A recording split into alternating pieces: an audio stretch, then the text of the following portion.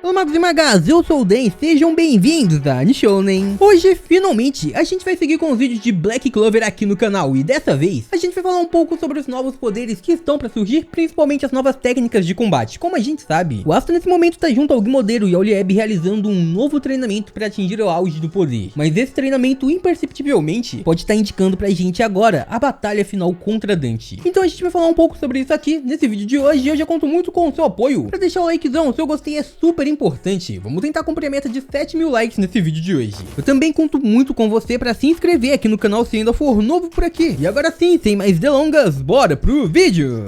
Galera, então, como a gente sabe, existe uma batalha neste ponto rolando no reino de Spades, enquanto alguns treinamentos acontecem no reino de Hurt, no reino de Elícia e também no reino de Clover, onde o Asta está treinando e os seus companheiros também. Todos esses treinamentos estão acontecendo simultaneamente, mas com objetivos, treinadores e também modos de treinamento diferentes, e a gente vai falar do treinamento do Asta agora. Pois, como a gente sabe, ele está treinando ao lado de um demônio, o seu treinador neste ponto é Guimodeiro, o demônio do Night, e tudo isso para conseguir amplificar todo o poder da anti-magia em relação ao poder da magia de sombras. A gente não sabe exatamente como funciona o poder da magia de sombras, mas como a gente sabe, o Night tem 4 demônios e cada um deles amplifica ainda mais da sua própria magia de sombras. Ou seja, é a mesma magia com diferentes configurações e diferentes modos de uso, mas resumindo, é apenas um poder dividido por 4 demônios. Então o Guimodeiro, ele tá usando neste ponto a mesma magia que a gente já conhece com o Night, a magia de sombra clássica. E neste ponto o Asta tá ficando mais forte com base na magia de sombra. Isso é muito importante porque a gente viu que no reino de Spades está acontecendo uma batalha onde é justamente essa magia tá ali pra enfrentar o líder da tríade, que tá pra enfrentar o rei da tríade, o Dante, e provavelmente este já vai ser o foco do próximo capítulo do mangá. Então resumindo, a batalha do Night agora vai ser contra o Dante, eles vão usar todos os seus poderes ali neste momento, e o Capitão Jack tá junto a ele, mas o Capitão Jack eu acredito que vai acabar sendo derrotado. Inicialmente o Dante vai parecer que perdeu, porque é isso que tá acontecendo com todos os magos da tríade, a não ser que ele derrote o Night e o Capitão Jack, e aí abre o portal de Clifford. Eu já falei que provavelmente vai acontecer, mas eu não tenho ideia como. Eu não sei se é necessário os 3 poderes demoníacos estando ali, em cada uma das pontas, pra fazer a magia de Clifford acontecer, o advento,